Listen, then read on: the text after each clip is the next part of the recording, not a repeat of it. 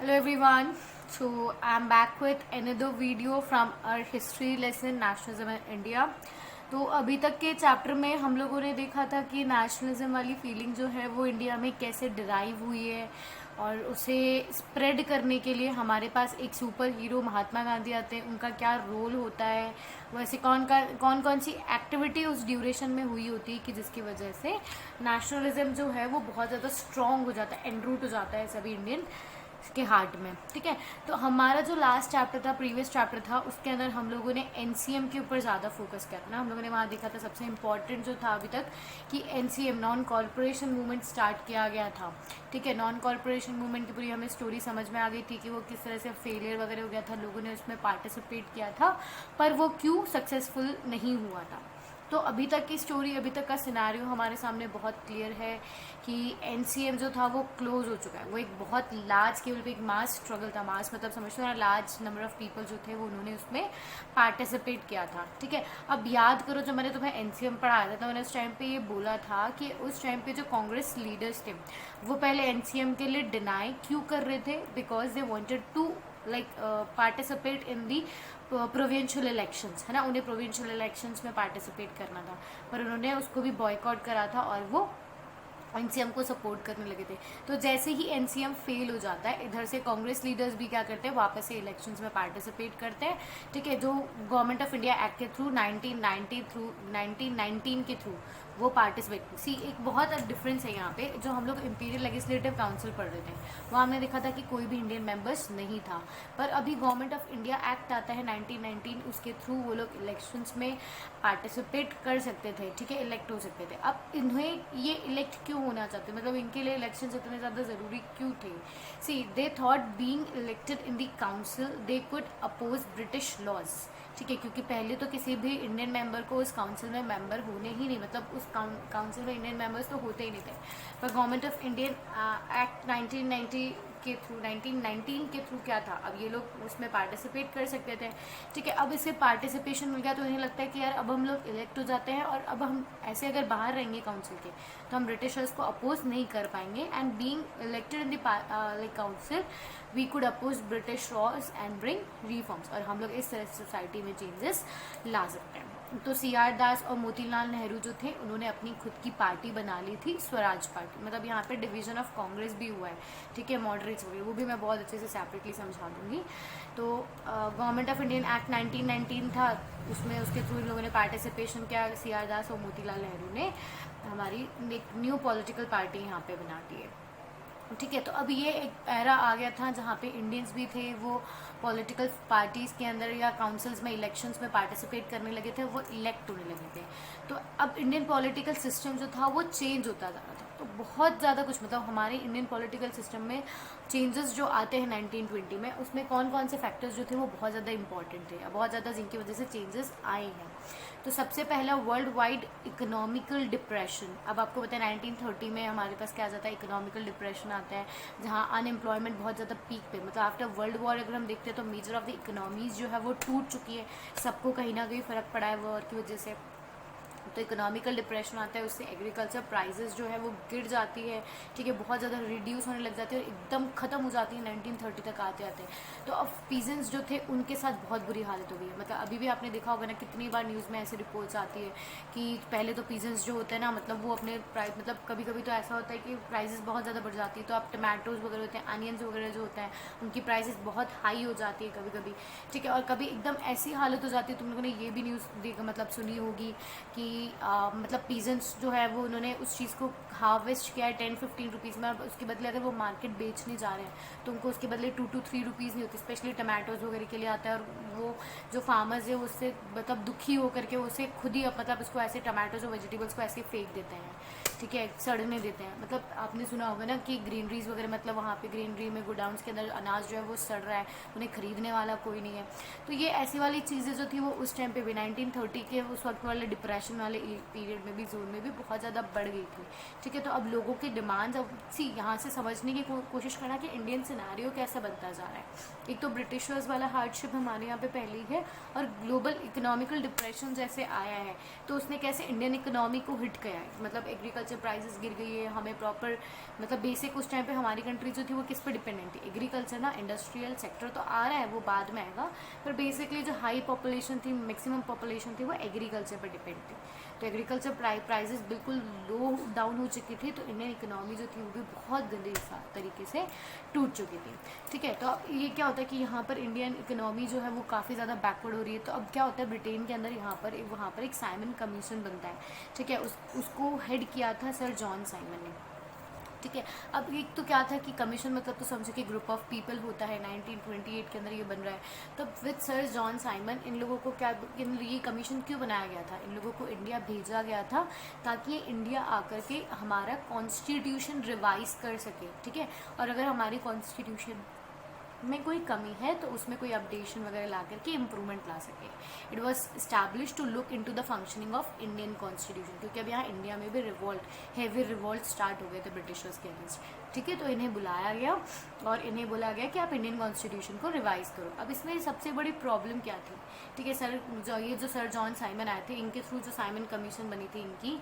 ठीक है, इसमें प्रॉब्लम ये थी कि इस कमीशन में कोई भी इंडियन मेंबर्स नहीं थे, और इंडियंस ये समझ गए थे कि जहाँ इंडियंस नहीं है मतलब वहाँ घोटाला है। ठीक है, तो इसीलिए क्या हुआ था कि वहाँ पे जितनी भी कांग्रेस पार्टीज़ थी या जितनी भी मुस्लिम लीग्स वगैरह थे और भी पॉलिटिकल पार्टीज़ थी, सब साथ में आई और उन्होंने इस साइमन कमीशन को बॉयकॉट किया या इसके अगेंस्ट बोलता है रिवॉल्ट किया। ठीक है, तो काफ़ी ज़्यादा तुमने ना नारे वगैरह भी सुने थे, काफ़ी स्लोगन्स फेमस हो गए थे, गो बैक साइमन। ठीक है, ऐसे इस तरह के स्लोगन्स जो थे वो उस टाइम पे काफ़ी फेमस हो गए थे। तो अभी तक सिनेरियो मतलब प्रॉपरली समझो कि अभी जो है वो कहीं ना कहीं इकोनॉमी भी टूट रही है, ब्रिटिशर्स जो है वो कंट्रोल गेन करने की भी कोशिश कर रहे हैं। तो अब यहाँ पे जो रिवॉल्ट वगैरह होते हैं उसके उस आउटकम के अंदर क्या होता है, सर जॉन साइमन यहाँ पर आ जाते हैं। अब सर जॉन साइमन के आने से ठीक है क्या होता है कि ना बहुत ज़्यादा रिवॉल्ट वगैरह शुरू हो जाते हैं। मतलब यहाँ पे सर जो साइमन कमीशन बना है लोग उसको भी बॉयकॉट वगैरह करते हैं। तो इसमें अब ये सारा जो रिवॉल्ट वगैरह देख करके क्या ना, लॉर्ड इरविन 1920 आयरविन बोलोगे आप इसको, सॉरी इरविन भी नहीं होगा, आयरविन जो थे उन्होंने 1929 के अंदर इंडिया को एक ऑफ़र दिया। ठीक है, मतलब अब ये ऑफ़र तो क्या था एक्चुअली कि मतलब इसमें मतलब वो एक ब्लफ करने वाली चीज़ें थी कि तुम अब ये चीज़ समझने की कोशिश करना है। क्या होता है कि आपने जितनी भी हिस्ट्री की स्टोरीज वगैरह सुनी होगी 9th वगैरह में, तो उसमें मैंने एक चीज़ बताई थी कि राजा वगैरह जो थे जब उन्हें ये क्लियर सिनेरियो दिखने लग गया था कि यार या तो हमें अब थोड़ी बहुत पावर्स दे दे या फिर ये हमें ही मार देंगे, तो सेम चीज़ वहाँ पे ना ब्रिटिशर्स के साथ भी थी। ब्रिटिशर्स को भी ये चीज़ सिनेरियो बहुत क्लियर दिख रहा था कि अब इंडिया में जो रिवॉल्ट है, जो रेवोल्यूशंस है वो बहुत हाई लेवल पे जा चुकी है। मतलब लोग जो है वो प्रॉपरली क्या बोलते हैं, मतलब लड़ाई वगैरह करने के लिए तैयार हैं। ठीक है, तो अब इसके रेफरेंस में क्या होता है कि इरविन आते हैं, वो एक ऑफ़र हमें इंडियंस को आकर के देते हैं। ठीक है, उसको हम डोमिनियन स्टेटस के नाम से जानते हैं, मतलब एक तरह का लालच वो इंडियंस को देते हैं। पर कांग्रेस लीडर्स अब यहाँ पर समझदार थे, पंडित नेहरू हुए, सुभाष चंद्र बोस हुए, वो अभी भी अपनी ज़िद पे अड़े हुए थे कि हम ये तुम्हारे जो छोटे मोटे टॉफ़ी के नाम पे, लॉलीपॉप के नाम पे तुम आके जो हमको दे रहे हो उससे काम नहीं चलेगा, अब तो हमें क्या चाहिए। मतलब अब इन्होंने क्या बोला था, अब अगर आप समझ सको कि लॉर्ड आयरविन जो थे उन्होंने क्या ऑफ़र किया होगा। उन्होंने मतलब ये बहुत सी जगह जैसे हम बोल सकते हैं कि जहाँ इंडियन मेंबर्स जो थे वो उस कमीशन का पार्ट नहीं थे, तो इस तरह के उन्होंने काफ़ी ज़्यादा मतलब ऐसे अलाउंसेस वगैरह दिए थे, इस तरह से हम समझ सकते हैं। ठीक है, पर अभी भी जो ये सुभाष चंद्र बोस हुए थे स्पेशली बेटा, ठीक है, काफ़ी ज़्यादा मतलब आपको पता है इनके बारे में भी, है ना, आयरन मैन जो है ये। तो अब इन्होंने मतलब उस टाइम पे ये लोग अड़े रहे कि नहीं हमें तो मतलब फ्रीडम चाहिए, मतलब फ्रीडम चाहिए। तो फिर क्या होता है कि लाहौर में दिसंबर 1929 में कांग्रेस का एक सेशन होता है। ठीक है, वो उस टाइम पे प्रेसिडेंसी किसकी थी, पंडित नेहरू की। ठीक है, तो उस लाहौर कांग्रेस के अंदर ये डिसाइड किया जाता है कि अब हमें मतलब ये छोटी मोटी चीज़ें, ये जो छोटे मोटे लालच ये हमें देखने की कोशिश कर रहे हैं, अब वो उससे काम नहीं चलेगा और पूर्ण Swaraj was demanded and adopted.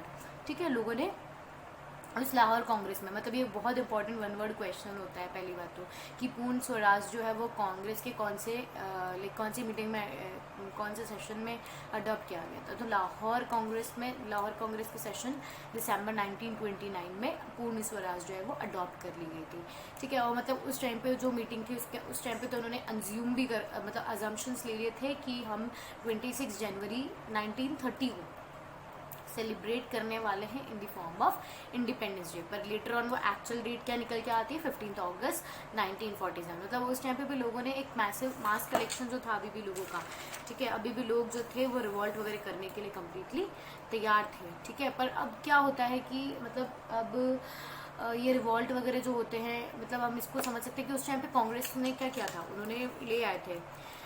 अब इस चीज़ को समझने की कोशिश करना कि लोगों ने डिमांड तो कर ली थी पूर्ण स्वराज की, पर इसका जो इफेक्ट था या इसके लिए जो मूवमेंट्स वहाँ पे इनिशिएट किए गए थे वो इतना लार्जली इफेक्ट नहीं कर पाए थे। मतलब हम जो बोलें कि जैसे अब हम कह देते हैं कि बीच में सीडीएम हुआ था, तो सीडीएम क्या था, एक तरह का फेलियर, सॉरी एनसीएम जो था, सॉरी है ना, नॉन कॉरपोरेशन मूवमेंट, वो एक तरह का फेलियर हो गया था। तो लोगों के मन में कहीं ना कहीं डर था कि यार अब हमने फिर से अगर हमने ये काम करने की कोशिश करी, ब्रिटिशर्स के अगेंस्ट बोलने की कोशिश करी, तो हमें फिर से हार्डशिप फेस करना पड़ेगा। और ये ऐसा ड्यूरेशन जहाँ था जब इकोनॉमी पूरी तरीके से डूब चुकी थी, लोगों के पास खाने पीने को नहीं था, मतलब काफ़ी ज़्यादा क्राइसिस वगैरह उस टाइम पे थे, ठीक है। तो अब ये जो पूर्ण स्वराज जो था उस टाइम पे, पूर्ण स्वराज की जो डिमांड थी वो उस टाइम पे अटेन नहीं हो पाई। अब इसीलिए क्या होता है कि महात्मा गांधी क्या करते हैं, 31 जनवरी 1930, जब इन लोगों का कब का अजम्पशन क्या था कि 26 जनवरी को तो हम लोग इंडिपेंडेंट गेम्स कर लेंगे, पर जब वो नहीं हो पाता है तो उसके 6 दिन बाद में, 5 दिन बाद में, अब हमारे जो महात्मा गांधी है फिर वही वापस से लॉर्ड आयरन को वो क्या करते हैं, एक अल्टीमेटम भेजते हैं, ठीक है। See here is Mahatma Gandhi, अब वो अल्टीमेटम भेज रहे हैं। उस अल्टीमेटम के अंदर उन्होंने 11 डिमांड रखी थी, ठीक है। और सबसे ज़्यादा, सबसे छोटी डिमांड तो थी और सबसे इम्पॉर्टेंट उसे बोला जा सकता है वो थी सॉल्ट टैक्स रिमूव करने वाली।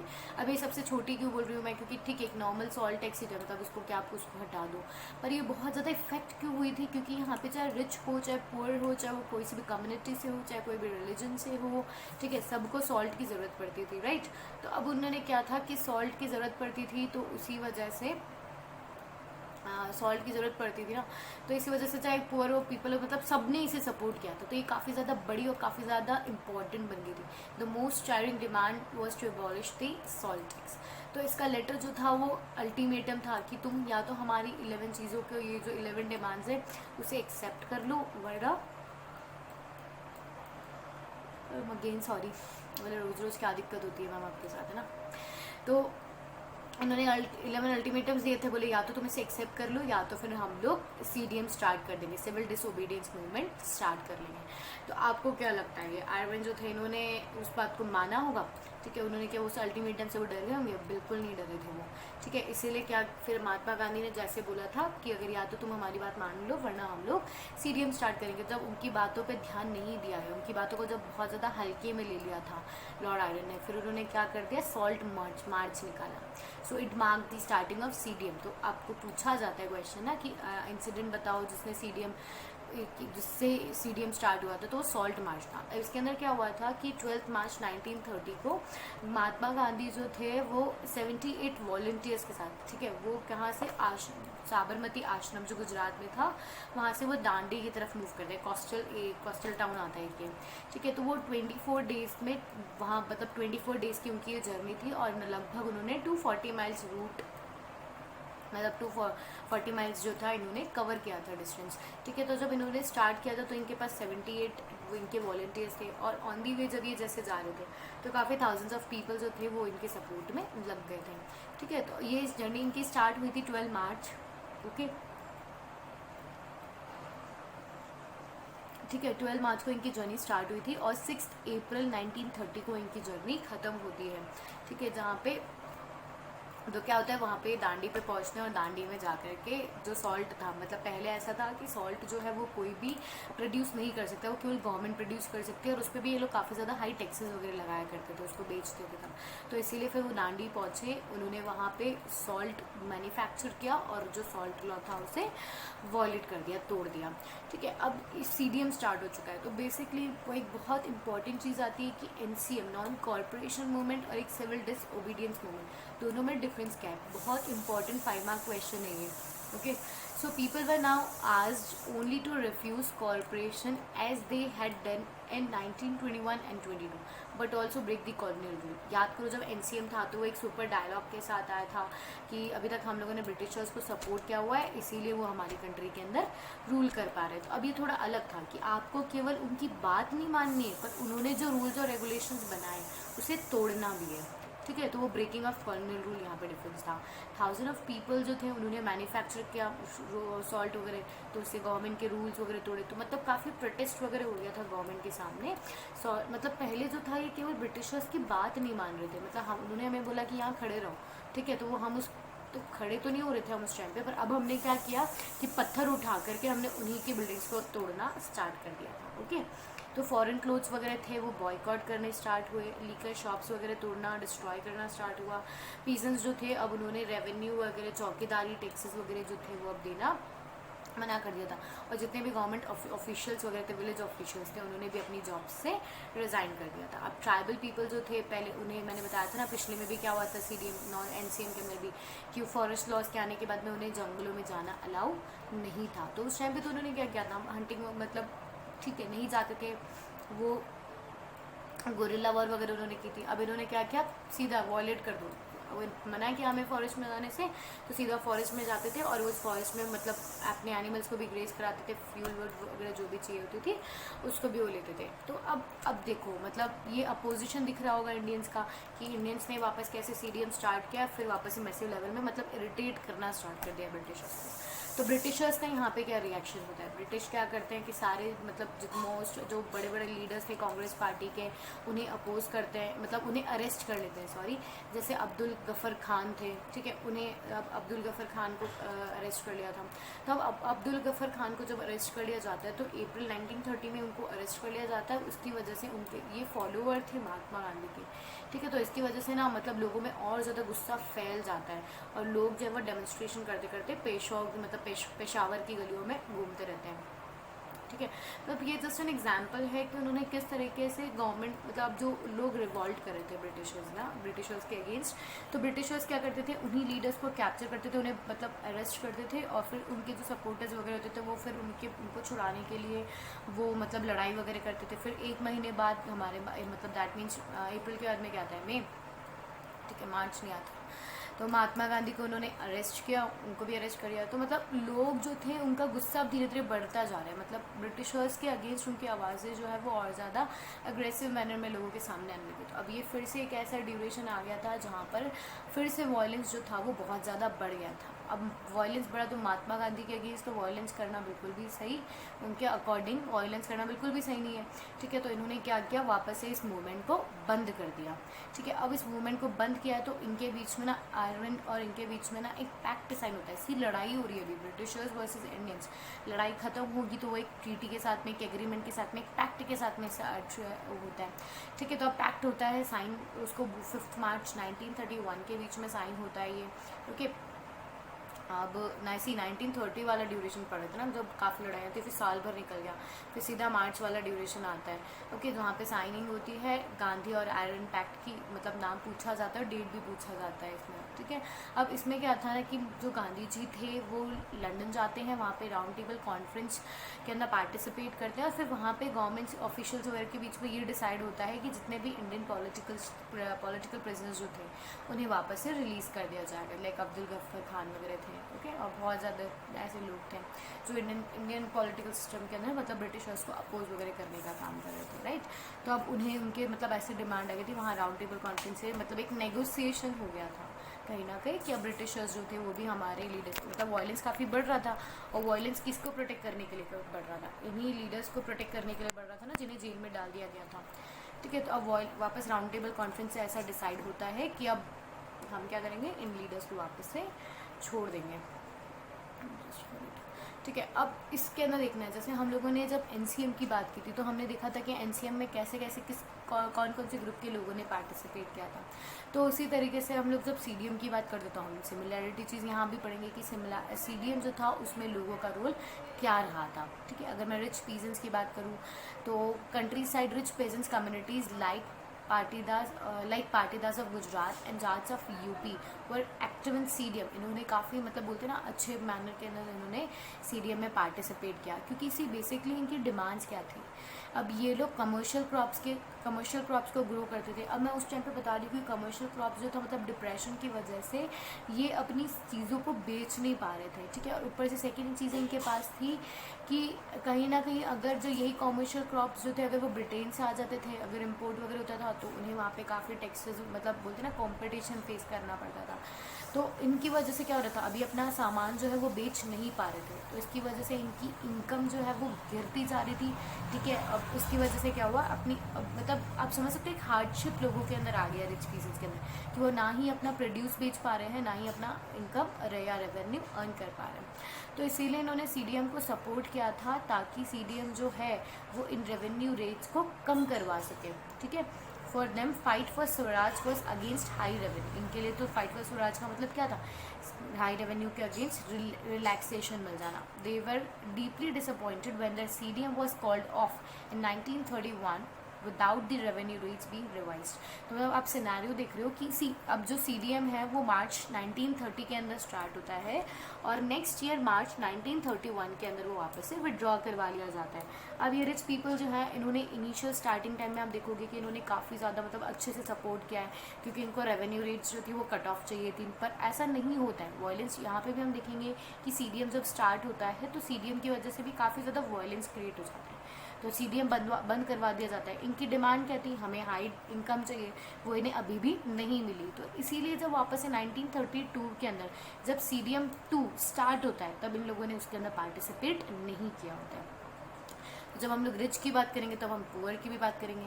सी अब they wanted the unpaid rent to remit by the landlords. अब इनकी बेसिक रिक्वायरमेंट क्या थी, इन लोगों के पास तो पहले ज़मीनें वगैरह नहीं थी, या फिर अगर ज़मीनें थी तो मतलब ये काफ़ी ज़्यादा ज़मीनें तो नहीं थी और इनको उस ज़मीन पे रेंट देना पड़ता था लैंडलॉर्ड्स को काफ़ी ज़्यादा हाई। अब उसकी सिचुएशन देखो कि अब ये ज़मीन टैक्स कैसे पे करेंगे, जब इनकम होगी, जब इनसे कोई जब एग्रीकल्चर प्राइसेस गिर चुकी है, जब इनसे सामान ही कोई नहीं खरीद रहा है तो इनके पास इनकम नहीं होगी और ये रेंट नहीं पे कर पाएंगे, तो काफ़ी अनड्यू बोलते हैं ना मतलब काफ़ी अनपेड रेंट वहाँ पे कलेक्ट हो गया था। तो ये चाहते थे कि इनको रिलैक्सेशन मिल जाए और इनका जो अनपेड रेंट है वो माफ़ हो जाए।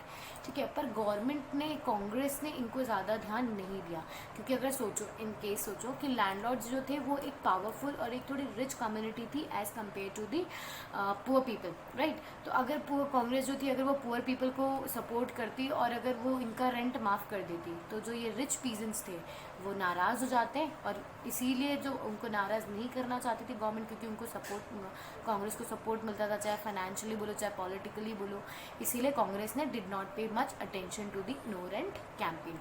तो इनका तो वैसे भी मतलब ये तो चाहते भी थे पर इन लोगों पर उस टाइम पे ज़्यादा ध्यान नहीं दिया गया। तो अब मैं बिजनेस क्लास की बात करूँ तो दे वांटेड पॉलिसीज। अब इनकी बेसिक डिमांड देखो कि अब इन्हें मतलब ऐसी पॉलिसीज़ चाहिए थी, ऐसी फेवरेबल पॉलिसीज़ चाहिए थी जो इनके बिज़नेस को और ज़्यादा प्रमोट कर सके, ना कि ऐसी पॉलिसीज़ जो इनके ऊपर रेस्ट्रिक्शंस लगाए। ठीक है, तो अब इसीलिए बिजनेस क्लास ने तो उस टाइम पे क्या डिमांड रखी थी कि हमें ऐसी पॉलिसीज़ ला दो जो हमारे बिजनेस को और ज़्यादा फ्लरिश करवाएं। ठीक है, they wanted protection against import of foreign goods, क्योंकि उस टाइम पे अगर फॉरेन गुड्स आ रहे हैं आपकी कंट्री में तो पहली चीज़ तो थी कि उनके प्राइसेस काफ़ी ज़्यादा लो हुआ करती थी। ठीक है, मशीन मेड वो थे तो लार्ज अमाउंट में भी वो आता था और उन्हें काफ़ी मतलब चीपर रेट्स पे थी, तो इन्हें काफ़ी ज़्यादा हैवी कंपटीशन फेस करना पड़ रहा था। So that would discourage imports. तो अब इसीलिए चाहते थे कि अब ऐसी पॉलिसीज़ वहाँ पे हो जिससे इनको सेफगार्ड मिले against foreign competition. They form the Indian industrial and commercial Congress in 1920 and federation of Indian chamber of commerce and industries इन 1927। मतलब बिजनेस ग्रुप्स जो थे इन्होंने भी अपने यूनियंस वगैरह बनाए थे जो लीड किए गए थे बड़े बड़े बिजनेस हाउसेस से, जो थे पुरुषोत्तम हुआ, एक जीडी बिरला हुआ, आज भी हमने देखा ना कि कितने नाम चलते हैं इन लोगों के। तो उस टाइम पे इन लोगों ने भी क्या किया, उस मार्केट को एज ए लाइक अपॉर्चुनिटी भी देखा कि जहाँ मतलब अगर इन्हें थोड़ा फाइनेंशियली और मतलब जो बोलते हैं ना कि अगर इनके लिए थोड़ी फेवरेबल पॉलिसीज़ आ जाती है तो ये एक ऐसा ड्यूरेशन हो जाएगा जहाँ उनके बिजनेस हाउस जो है वो बहुत अच्छे से फ्लरिश कर पाएंगे। तो ये चाहते थे कि कॉलोनियल रेस्ट्रिक्शन जो है वो इन पर इम्पोज ना हो जाए। ठीक है, अब बिजनेस क्लासेस है तो बिजनेस के अंदर काम करने वाले वर्किंग पीपल थे, तो हमें लेबर की भी सुननी पड़ेगी, वर्किंग कम्युनिटीज़ की भी सुननी पड़ेगी। तो अब मैं जब वर्किंग कम्युनिटी की बात करती हूँ तो इंडस्ट्रियल वर्कर्स ने यहाँ पर पार्टिसिपेट नहीं किया था। ठीक है, नागपुर रीजन में फिर भी थोड़ा बहुत अच्छे मैनर में हम सपोर्ट देख सकते हैं, बाकी और कहीं पे इनको ज़्यादा सपोर्ट नहीं मिला। इसका बेसिक रीज़न था, याद करो एनसीएम की बात करो, एनसीएम में इन लोगों ने सपोर्ट किया था। इन्होंने जितने भी मतलब बोलते ना कि जो गवर्नमेंट ऑफिशियल्स है या ब्रिटिशर्स है उनके अंडर में काम करने से मना कर दिया था, उनको वो सर्विसेज देने से मना कर दिया था। तो ये लोग पहले से ही एक बार अपने बोलते हैं ना सुपीरियर्स को, अपने इंचार्जेस को, ठीक है, नाराज़ कर चुके थे, ठीक है। और इनके पास जो ओनली सोर्स ऑफ इनकम था वो मतलब उस टाइम पे भी काफ़ी ज़्यादा बोलते ना, काफ़ी ज़्यादा इनके ऊपर फिर बेकार, मतलब पहले अगर सोचो कि for example like you are working under me, ठीक है, तो आप आकर के मेरे को ऐसे बोल देते कि चलो चलो निकल, मैं तो आपके पास काम नहीं करूँगा, मुझे तो कोई अच्छी अपॉर्चुनिटी मिल गई है। फिर आप वहाँ पर भी काम नहीं कर पाते और आप वापस से मेरे पास आते हो कि नहीं आप कोई सोच नहीं है, आप चाहे पहले मानो कि मैं तुम्हें 10 रुपीज़ भी दे रही थी, अब मुझे पता है तुम्हारी मजबूरी है, तो मैं तुम्हें उसके बदले में 5, 6, 7 कुछ भी पे कर सकती हूँ, उसके अगेंस्ट वर्किंग कंडीशन ख़राब कर सकती हूँ, और ज़्यादा मतलब बोलते हैं ना, तुम्हें और ज़्यादा टॉर्चर कर सकती हूँ। तो ये सारी चीज़ें वर्किंग क्लास के साथ होती थी। तो अब वो वापस से अपने ऑफिशियल्स को, अपने इंचार्जेस को, अपने जो बोलते हैं ऑफिशियल्स समझ लो, उन्हें वो वापस से नाराज़ करना नहीं चाहते थे। ये सबसे पहली चीज़ उनके लिए जो ये मूवमेंट था वो अगेंस्ट था, मतलब लो वेजेस और बुरी वर्किंग कंडीशंस के अगेंस्ट था, ठीक है। और वो ये चाहते थे कि जो बड़े बड़े बिजनेस हाउसेज हैं वो उनके साथ सही ट्रीटमेंट करें, उन्हें प्रॉपर वेजेस दें। तो इन्होंने काफ़ी ज़्यादा स्ट्राइक्स वगैरह भी करी थी 1930 और 32 में। पर अब एक आपको इंसिडेंट में मिलेगा, छोटा नागपुर के अंदर जो टिन मील के अंदर जो वर्कर्स थे, उन्होंने गांधी कैप पहन करके रैलीज और बॉयकॉट कैंपेन्स वगैरह निकाले। अब इसके अंदर भी सिनेरियो देखो कि ये क्या चाहते थे कि अच्छा रेवेन्यू मिल जाए, जो इनकी पूरी जो लॉन्ग वर्किंग हार्स वगैरह थे, वर्किंग कंडीशन अच्छी हो जाए। तो अब वो वर्किंग कंडीशन इनको कौन देगा? बड़े बड़े बिजनेस हाउसेज देंगे। तो या तो कांग्रेस क्या करे, बिजनेस हाउस को सपोर्ट करे या वर्किंग क्लास को सपोर्ट करे। तो ऑफकोर्स किसको सपोर्ट करेगी? जो रिच और पावरफुल होगा, that means the biggest business houses. तो कांग्रेस यहाँ पर भी इनकी डिमांड्स से, जिस तरह से पुअर पीजेंट्स की डिमांड्स को वो इग्नोर कर रही थी, उसी तरीके से वर्किंग कम्युनिटी को भी उन्होंने इग्नोर किया, क्योंकि उन्हें जो रिच और पावरफुल बिजनेस हाउसेस थे उन्हें बोलते ना कि लाइक उनके अगेंस्ट नहीं कर जाना था। अब इसमें विमेन, अब सी विमेन का रोल तो हमें पता ही है कि वो कहीं पर भी पीछे नहीं रहती है। तो यहाँ पर भी विमेन जो है वो पीछे नहीं रही है, विमेन भी है, उन्होंने लार्ज नंबर के अंदर CDM में पार्टिसिपेट किया है। Thousands of women came out of their homes to listen to Gandhi ji. They participated in protest monarch, manufacturing of salt and boycott foreign goods. Many were put to jail by police and they began to see services to the nation as a sacred duty of women। मतलब अगर हम देखेंगे कि जो women struggle है वो यहाँ पे इग्नोरेंट नहीं, ऐसा नहीं है कि women केवल अपने घर में बैठी हुई है, ठीक है। उन्होंने भी काफ़ी अच्छे लार्ज मैनर में मतलब यहाँ पे क्या बोल सकते हैं कि CDM मूवमेंट को काफ़ी अच्छे से सपोर्ट करने की कोशिश किया था। जैसे अगर आप इसको वर्क फ्रॉम होम जैसी चीज़ें जो है, मतलब कि लाइक आप जब जैसे खादी वगैरह की जो स्पेशली अगर हम देखते हैं ना, कॉटन वगैरह ये सब चीज़ें, या हैंड कॉटेज इंडस्ट्रीज़ वगैरह के बारे में, तो यहाँ पर जनरली जो काम करने वाली होती थी वो विमेंस होती थी। और एक और चीज़ आप आज के सिनेरियो में भी देखते हो कि जो विमेंस है वो कम पे की जाती है as compare to the man, right. तो ये सिनेरियो उसी टाइम से चलता आ रहा था कि उस टाइम पे भी लोग जो थे वो विमेन वगैरह को एम्प्लॉय कर देते थे ताकि ठीक है उन्हें कुछ ज़्यादा वगैरह नहीं देना पड़ेगा, ठीक है। तो तुम्हें तो यहाँ पे केवल बेसिकली वुमेन का रोल देखना है और कुछ ज़्यादा यहाँ दिमाग नहीं लगाना है। तो अगर मैं आगे चलूँ तो एक ये बहुत इंपॉर्टेंट क्वेश्चन आता है कि अब जो जैसे हम लोगों ने देखा था NCM के लिमिटेशंस वगैरह भी देख ली थी कि NCM क्यों फेलियर हो गया था, ठीक है। उसके अंदर हमने देखा था कि लोगों की बेसिक डिमांड्स जो उनकी ज़रूरतें थी वो अभी भी पूरी नहीं हुई और अल्टरनेटिव इंडियन इंस्टीट्यूशंस नहीं थे, तो NCM जो था वो बंद कर दिया गया था और वायलेंस जो था वो काफ़ी ज़्यादा हाई हो गया था। तो उसी तरीके से बहुत इंपॉर्टेंट 5 मार्क का क्वेश्चन आ जाता है यहाँ पे, limitation of CDM। See Congress ignored Dalits and depressed classes, ठीक है। मैं पहले ही समझा चुकी हूँ कि वो केवल एक प्रोमिनेंट ग्रुप को सपोर्ट करती थी जहाँ से उन्हें प्रॉफिट मिले। तो सिमिलर चीज़ आ गई थी, हिंदूज़ को वो सपोर्ट करती थी, मतलब हाई कास्ट हिंदूज़ को। तो इसकी वजह से जो दूसरी डिप्रेस्ड क्लासेस हैं, ठीक है, जो उनकी सबॉर्डिनेट क्लासेस हैं, उन्हें लगा कि यार ये तो वैसे भी हिंदूज़ को हाई कास्ट हिंदूज़ को सपोर्ट कर रही है, हमें तो इग्नोर कर रही है। तो उन्होंने सोचा कि इसके अंदर पार्टिसिपेट करने से कोई भी सेंस नहीं रहेगा। Congress associated with Hindu religion nationalist group, hints less Muslims participated, इसलिए मुस्लिम्स ने भी नहीं पार्टिसिपेट किया। और ये एक ऐसी सिचुएशन हो गई थी जहाँ लोगों के बीच में एक डिस्ट्रस्ट क्रिएट हो गया था। अगर आप देखोगे तो पिछले टाइम पे NCM के वक्त में कुछ लोगों ने फिर भी सपोर्ट किया था, ठीक है। जब उन्हें ये भी पता चला कि यार ये पहले ही कांग्रेस मतलब जो है वो क्या बोलते हैं पार्शियलिटी कर रही है और एक सेकंड चीज़ है इनकी जो डिमांड्स है वो पूरी नहीं कर रही है, तो इसीलिए लोगों का एक डिस्ट्रस्ट क्रिएट हो गया था यहाँ पे CDM के वक्त में। अब यहाँ पे रिच पीजेंट्स जो थे वो चाहते थे कि रेवेन्यू रेट्स कम हो जाए, पर रेवेन्यू रेट्स भी कम नहीं हुई थी और वायलेंस की वजह से NCM और CDM बंद करने पड़ गए थे, ठीक है। तो इसीलिए भी उन्होंने जब नेक्स्ट टाइम जो वापस से रीलॉन्च होता है 1932 के अंदर CDM, तो इन्होंने पार्टिसिपेट करने से मना कर दिया होता है। Congress work close to the support of industrialist, ठीक है। मैंने अभी बता दिया कि इंडस्ट्रियलिस्ट के आगे मतलब ज़्यादा सपोर्ट करती थी उनको। सो इसीलिए they did not took the working class sincerely, मतलब उनके डिमांड्स और उनके जो एस्पायर्स थे उनको उन्होंने लाइक उनके जो रिक्वायरमेंट्स थी, अब बेसिकली समझो, उस पर बिल्कुल भी ध्यान नहीं दिया था, ठीक है। तो अब ये चैप्टर जो है वो लगभग यहाँ पर कंप्लीट हो जाता है। जो बेसिकली स्टोरी हमें यहाँ पे समझनी थी वो कंप्लीट हो जाती है जो तुम्हारे चैप्टर्स में। एक बहुत इंपॉर्टेंट टॉपिक यहाँ पे रह गया है, वो है लास्ट, कलेक्टिव बिलोंगिंगनेस, ठीक है। तो नेक्स्ट वीडियो लेक्चर में जितने भी इमेजेस हैं इस चैप्टर से या सोर्सेज वगैरह वाले जो क्वेश्चन हमसे प्रोबेबली पूछे जा सकते हैं एग्जाम में, वो हम डिस्कस कर लेंगे, उन्हीं सारे सोर्सेस को और पिक्चर्स वाले क्वेश्चन को। एक कलेक्टिव बिलोंगिंगनेस भी रहता है, वो भी हम ले आएंगे। और हम ये देखेंगे कि जब NCM और CDM दोनों फेल हो चुके हैं कम्प्लीटली, तो ऐसा क्या चीज़ किया गया था और कि 1947 आते आते हम लोगों ने पूर्ण स्वराज जो हमारा स्लोगन था वो अडॉप्ट कर लिया था। Okay, that will be completed in the next video lecture. So thank you.